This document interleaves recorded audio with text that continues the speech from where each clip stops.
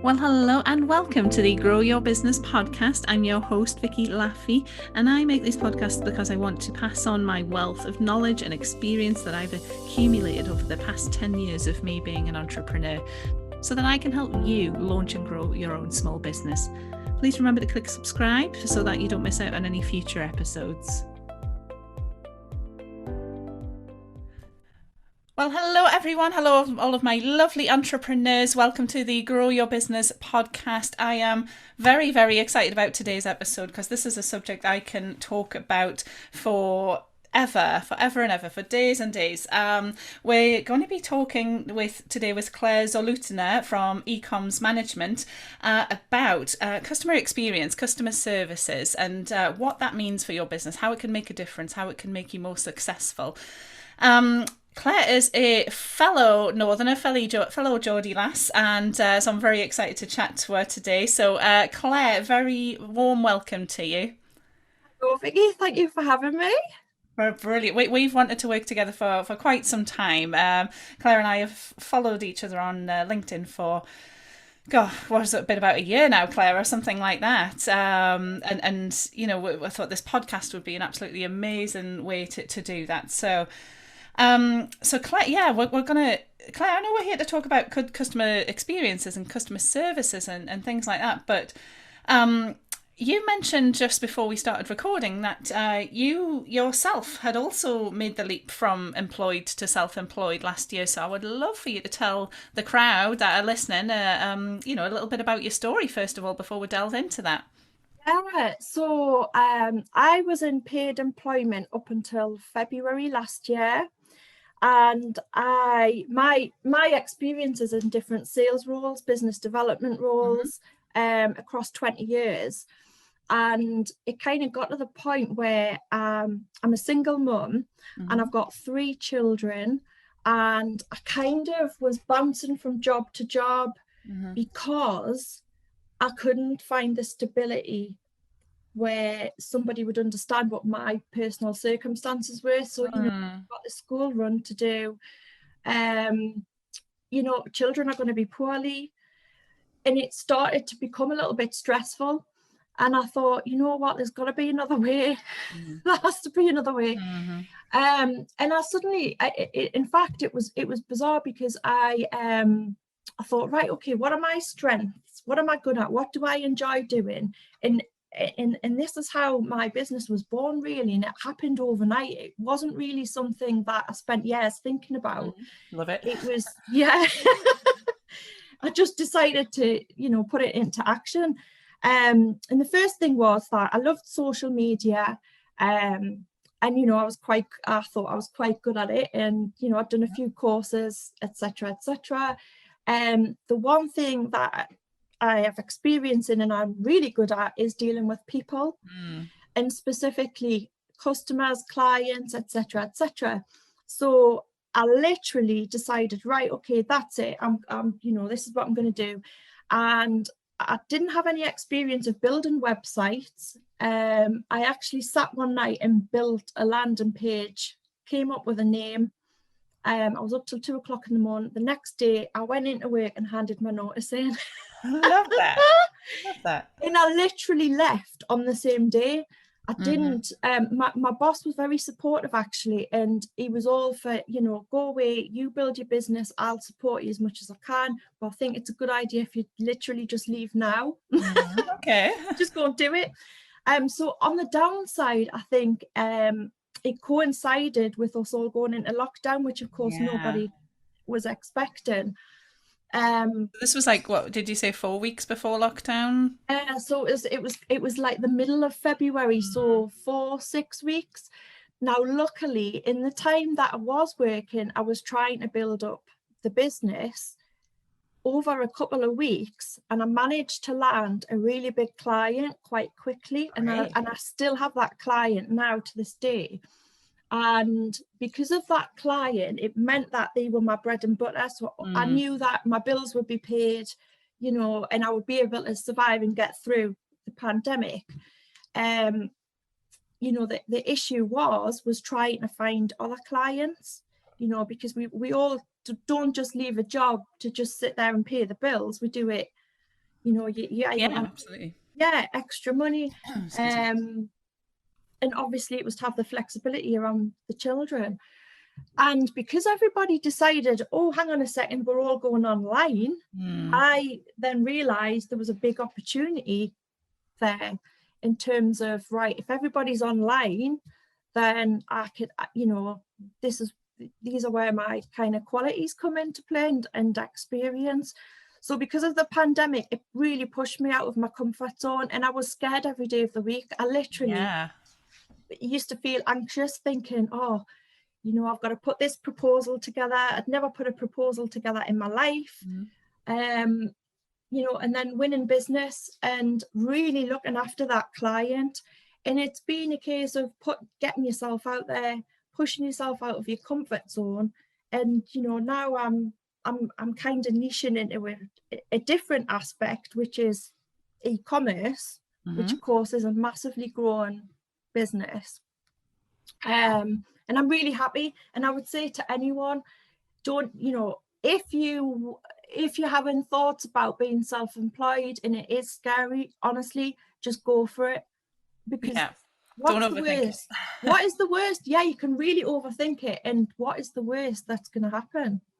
This is I love this, and I find like literally every person that I speak to who's been through this, whether it be recently or a few years ago, whenever it was, they have been prompted by some sort of event like this. So whether it be a redundancy or a pandemic or maybe an illness, or sometimes people actually just wake up one day and they're sitting there thinking, there's got to be more to life than this. Something like prompts them to just, change, like so their priorities change, their views change. So it's really, really great to hear that you also experienced that, and that it actually brought out the best in you, because I don't think you really understand until you're self-employed exactly how unscary it is in a way. It's, I think when you're employed, you've been through this, you're used to doing things when you're told to do them. Things are thought of for you. There's decisions are made for you. You get told on your monthly one-to-ones how well you've done that. You've got the regular paycheck and all this sort of thing. And so it can seem scary, but once you've made that leap, once you've been self-employed for a while, you can look back and go, actually, I needn't have been that scared. That's true, yeah. Yeah. So I love this. I love this. And I also love that you've made use of the talents you had. You've sat there and thought, okay, what am I good at?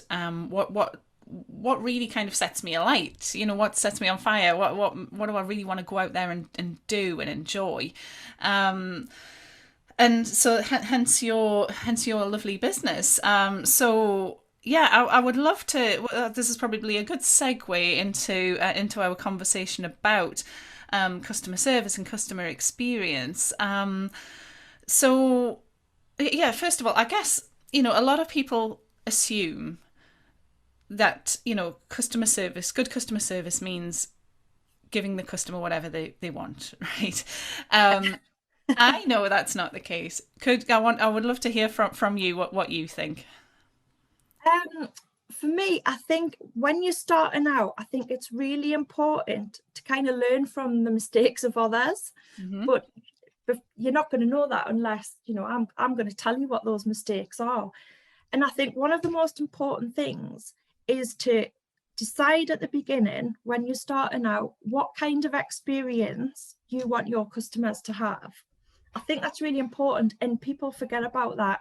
You're so engrossed in setting up a business that actually it's the customer that is going to buy your product or service or whatever it's going to be, and they're a human being. There's a person there, and I think it's really important that you decide on what experience your customer is going to have. So you're making that decision. Now what you need to think about is the different customer touch points. So by that, what I mean is, where is your customer coming from? So if you have a product-based business, are they landing on your web page and looking through products and then deciding what to buy? When they land on your web page, what's really important is that that web page is easy to navigate, is quick. They're not sitting there waiting for pages to open, because people these days want It's just instant, quick. yeah, instant. Now you're probably thinking, well, what's that got to do with customers? Well, it's got everything to do with customers, because if someone goes on your website and they have issues with your website, or they can't find the information they need, that they're gone. You won't get a sale from that person. So from the beginning, you need to make sure that things like your website are, you know, are working the way that they should. Even things like if you have a Facebook shop set up, for example, because you can set up Instagram shops, Facebook shops, you know, people have Etsy shops these days. It can go right down to the fact that your images are rubbish. Do you know what I mean? It could be something as little as they're just turned off by the images that you have, and it's not appealing to them. So, you know, there's a potential customer that's gone. So, you know, it could be you just need to get a little bit of feedback before you go live and make sure that those touch points are there. The next thing you need to think about is, how is that customer going to be getting in touch with you? So, and how easy is it for them to contact you? So you need to be looking at things like, if you are a sole trader and you're starting out and there's just you, what you've got to think about is, where is that customer going to be getting in touch with you, and how easy is it for them to get in touch with you? So if they have a question about a product, what you need to be thinking about first of all is making your website or Facebook page, whatever it may be, customer friendly, and kind of being proactive in making that website or page have enough information on there to help the customer before they come to you. So really they need to be coming to you as a last resort. Everything needs to, all that information needs to be there on that website. So, you know, if it's a product, how long is shipping going to take? It should be on your website or wherever your page is. What's your returns policy? What's your cancellation policy? Do you have a warranty, for example? It could be, you know, is there a minimum order spend? Like all the FAQs, all the FAQ, literally sit and think about everything that a customer could possibly ask, make sure it's on that website, because you want to be limiting the amount of customer queries that you get, and you want the customer to help themselves. This is what you need to be thinking about, and that's the way you need to be going forward. Would you also say, I mean, I know you get different types of clients on different platforms as well. So you might get a certain kind of person who shops with you online or approaches you online versus someone who approaches you at your market stall on a Sunday or something like that. But I think it's important to have a consistency across all of these touch points, these platforms, wherever you meet your people, because if you're really good online, the website's really slick, people get served really quickly, everything's really friendly, yada yada, but then in person you're an absolute monster to them, then that's there's going to be an inconsistency there that's not going to be any good for your business at all, is it? I think it's all about, it is consistent. So it's being consistent across every board. So you're representing your brand. It's you know, there's a person behind every brand and every product, and that's what people buy into. So just like you said there, I once went into it. I was recommended a pet food supplier. This was last year, and I went along to the actual physical shop, and it was just before 5 o'clock, and I was outside, and it didn't have the opening times on or anything like that on the door. And I went in, and everybody stood and glared at me like dirty looks, like, what are you doing standing in the shop? And I said, I've been recommended. I come in, and purchase your product, blah blah blah. We're shut at 5. We're closed, and that was it. I was shoved out the shop. Now that customer, that shop then lost a customer for life, because I've got a dog, and I would have spent a lot of money with those people. And I actually made a post out about that and wrote about it on social media. I didn't name them, but I said, what would you do? And what I'm trying to say with that point is that you need to go the extra mile for that customer. So if a customer walks into your shop at 5 to 5, I know you probably want to shut shop and go home, like we all do, but they've made an effort to come to your shop. You haven't got the opening times on there. It's not the customer's fault. It's like, oh, thank you for visiting. What can I do for you? Go on over and above for that customer. And then, you want to keep that customer for life. It costs you more to obtain new customers than it does to look after the customers that you've got. Yeah. Also, you need to be setting out from the beginning how you're going to treat your customers. And we all have bad days. And, me, I look after clients live chat, for example, and you get the odd one who just wants to chat for hours on end about nothing. And it's all about being polite and, just trying to get them off there as quickly as you can.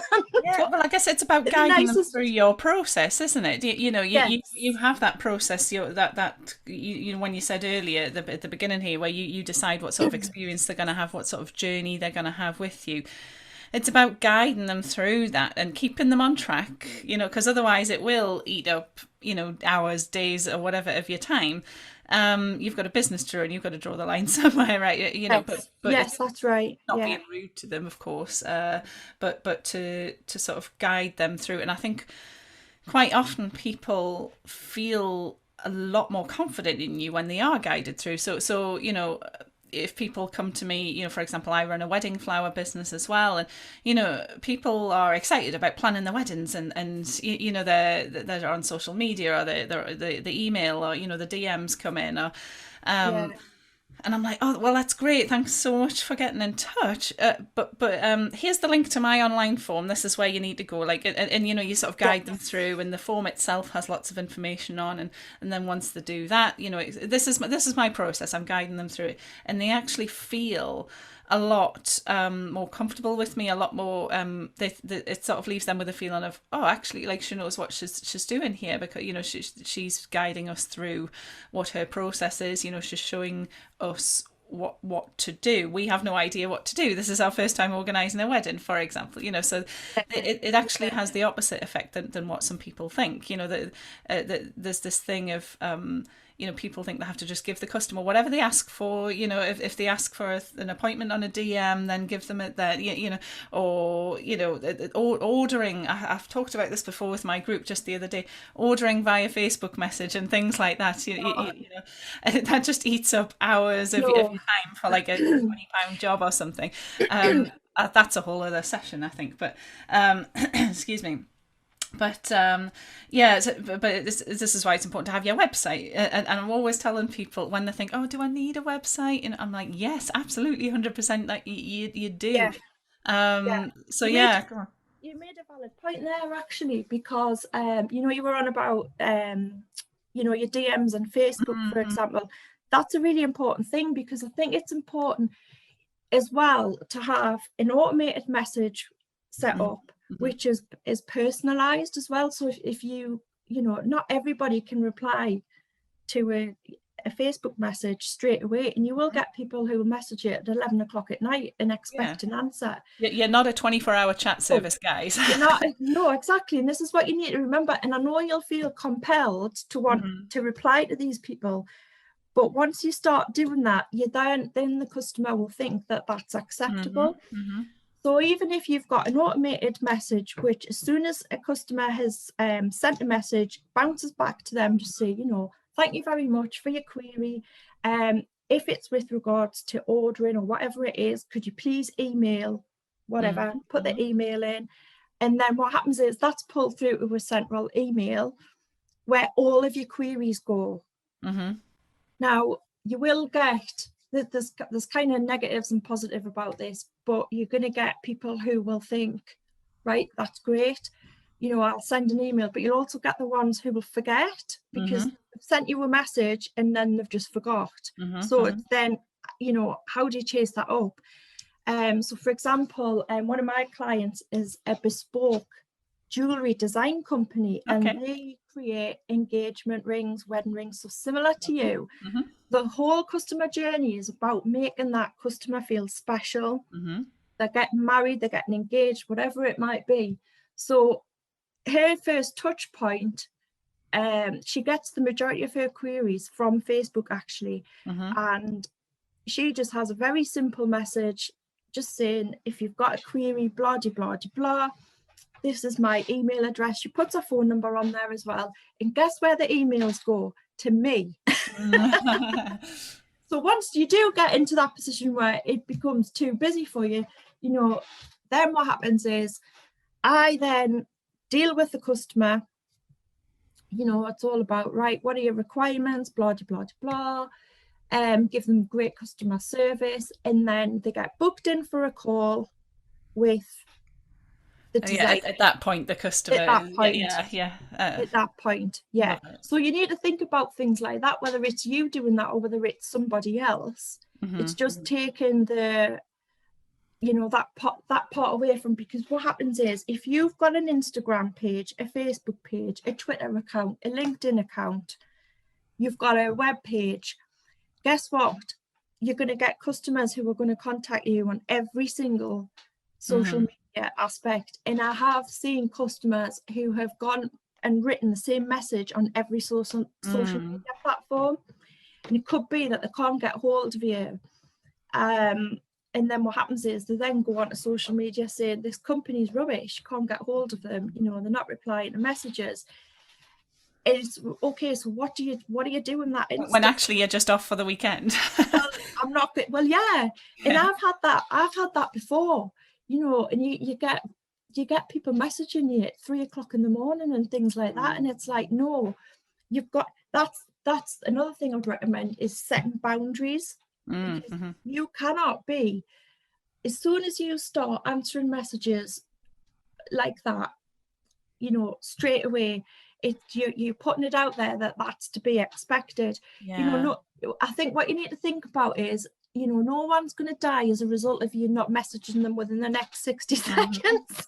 People know that you will get back to them. And I think when you're first starting out, I think if you have a plan in your diary of a half hour in that day, you time block time out to reply to your messages, I think that's something good to get started from the beginning, is just time block time out. Just whether that is, so for example, for me, the first thing I do for my clients is I go through what's come through overnight. So we've got worldwide companies who ship all over the world.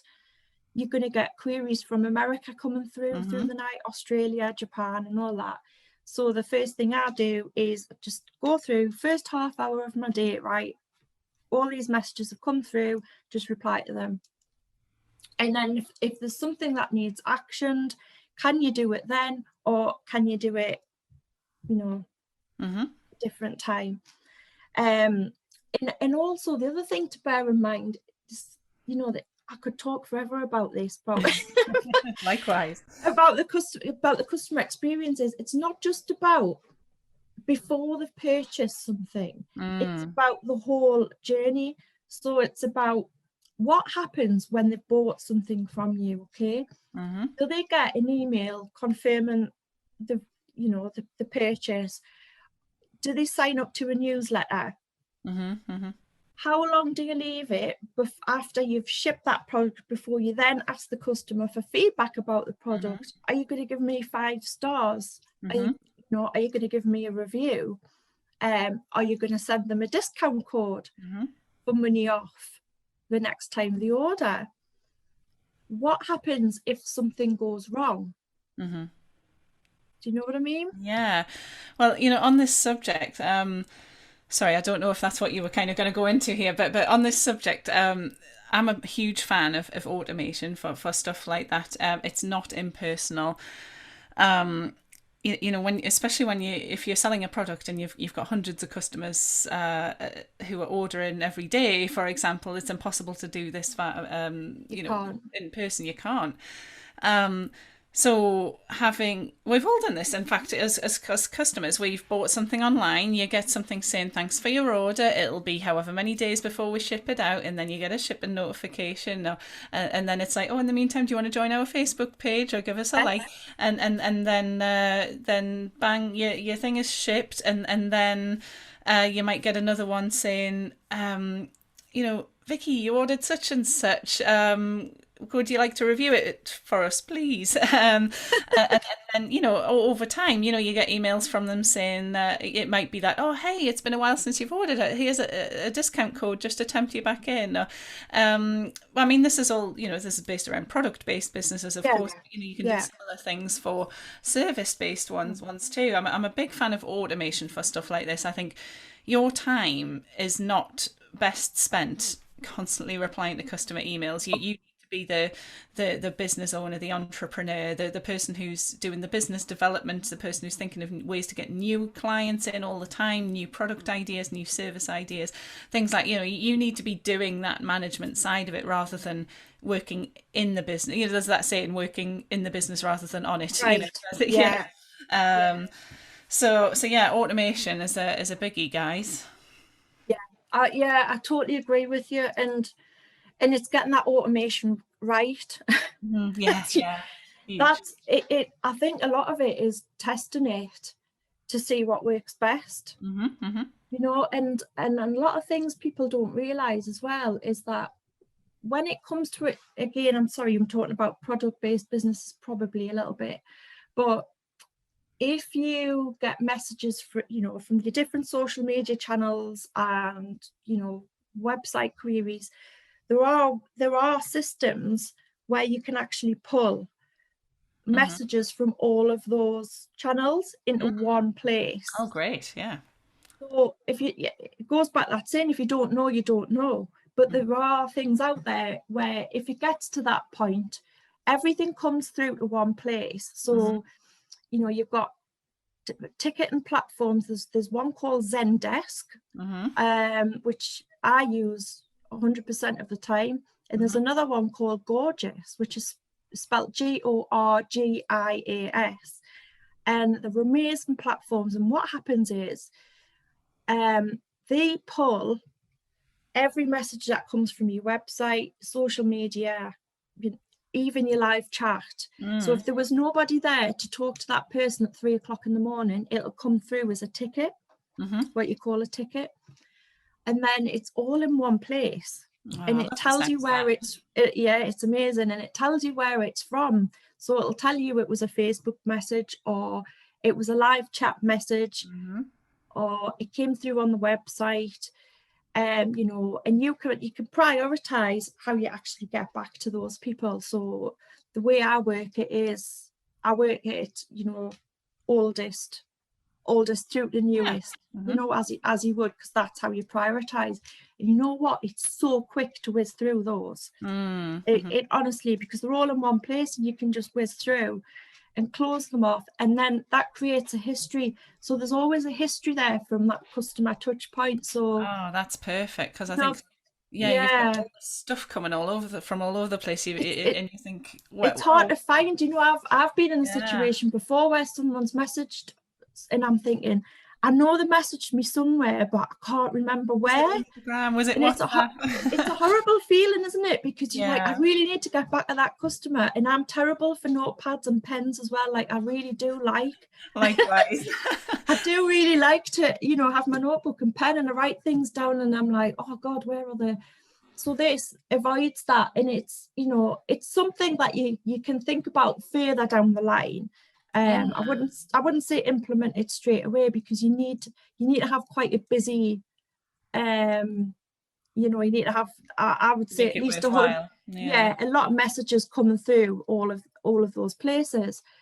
You can pull off reports from them. So even to the point of, if say for example somebody has spoken to a customer and they've queried something, and then they've gone on and ordered from your website, whatever it is, that's a sale, isn't it? Mm-hmm. And it can even show you how many conversations have reverted to a sale. Ah, I love that. Yeah. This is great. This sounds great because it's like helping you as a business owner manage everything, but also helping the customer.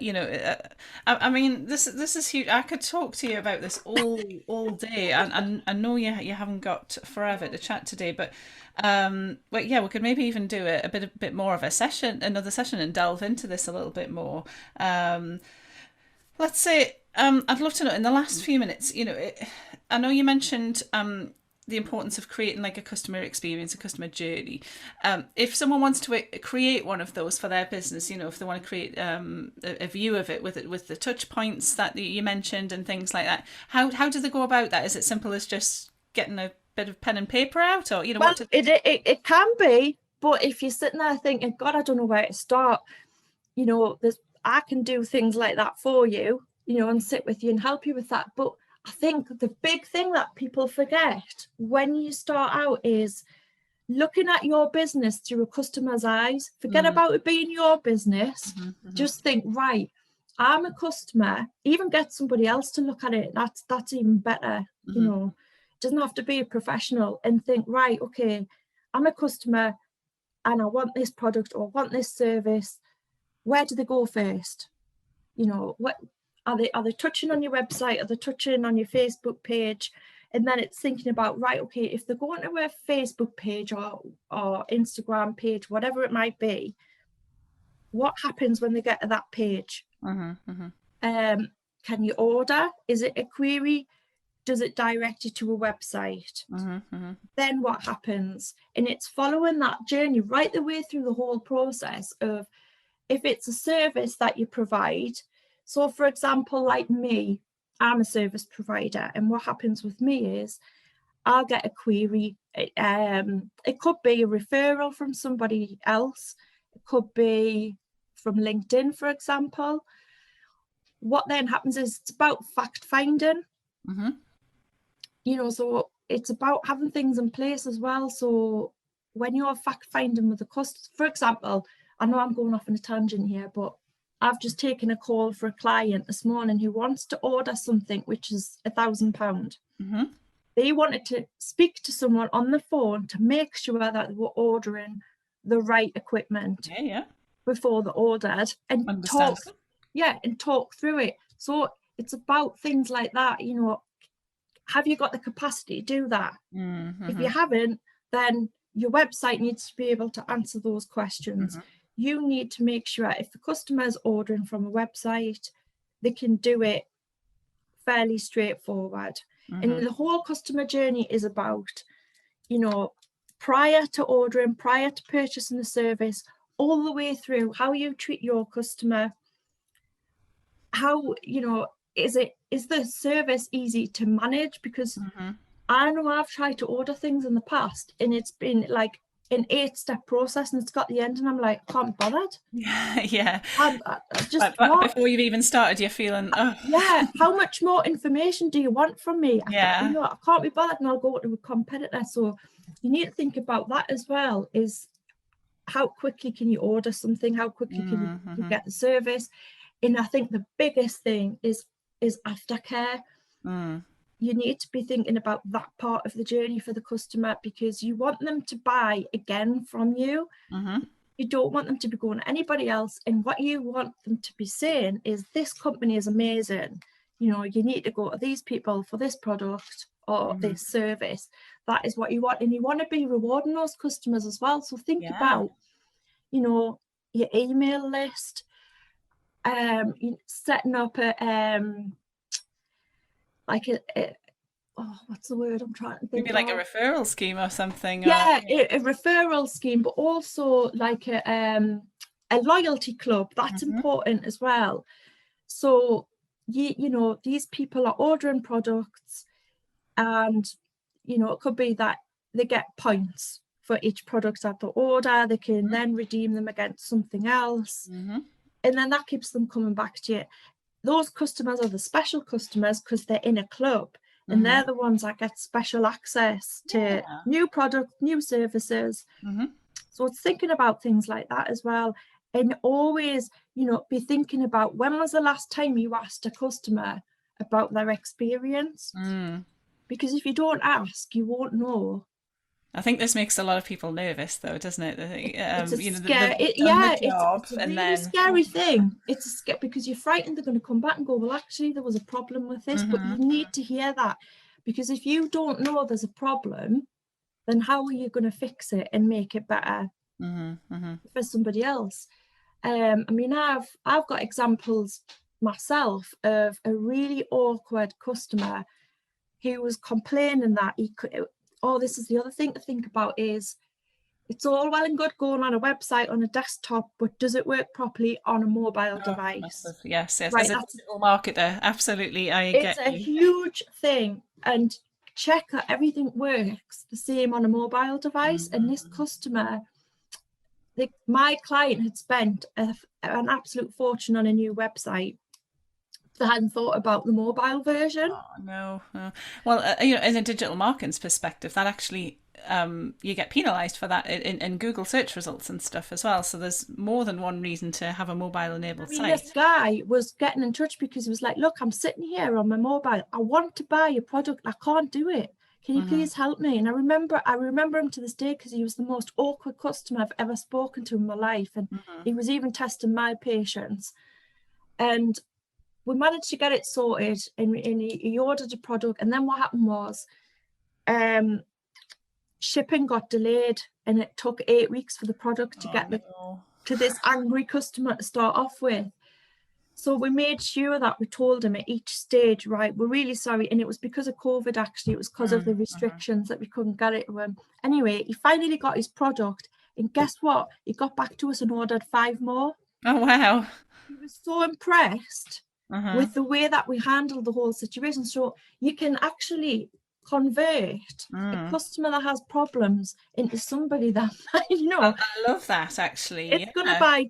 I couldn't believe it, and it was the nicest email I've ever seen. You know, Claire, thank you so much for your help. I really appreciate it. Can I order 5 more? Brilliant. And I was like, I can't actually believe this customer, because he was so irate and frustrated that he couldn't just, you know, things like he couldn't see the. I was going to say, he couldn't see the description of the product properly, you know, and we had to say to him, look, we'll take everything on board and we'll make sure that these issues are resolved. So yeah, it's scary to ask customers, but look what happens when you do. You know, I mean, situations do happen. That's life. You know, that's business. We're all human, but it's how you deal with them that matters, right? You know, I mean, ideally a preventative approach is best, you know, like you say, by having you know, all the information there on your website, making sure people are aware of your processes, your procedures, setting expectations, things like that.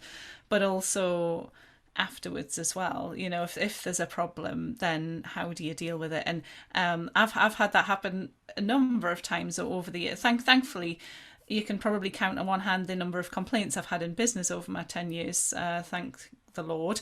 But you know, when I do, I love, it's really satisfying to be able to like flip them and turn them into like really happy people who recommend you, Raven fans, as it were.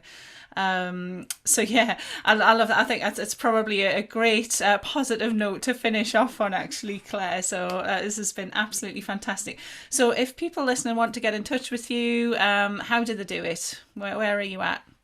Find me on LinkedIn under Ecommz Management, or my name, Claire Zorlutuna. You'll see that in the description, guys. They will see that in the description. I also have a Facebook page, Ecommz Management. And Ecommz has that spelling, doesn't it? So yeah, it's Ecommz, COMMZ Management. Unfortunately, my website is undergoing a lovely revamp. Ooh, lovely. Look forward to seeing Otherwise, I would direct you to that right now, and it's looking really good. Well, for people who are listening in the future, is there a web address that they can catch you on? Yeah, it's www.ecommzmanagement.com. Okie dokie, great. Well, for those listening in the future, hopefully that'll be all shiny and new and lovely and revamped for you to have a little look at. Claire, this has been fantastic. This is a subject that I'm really experienced and passionate about, and I really appreciate your expertise and giving up your time today. So thank you so much, and we hope our paths will cross again soon.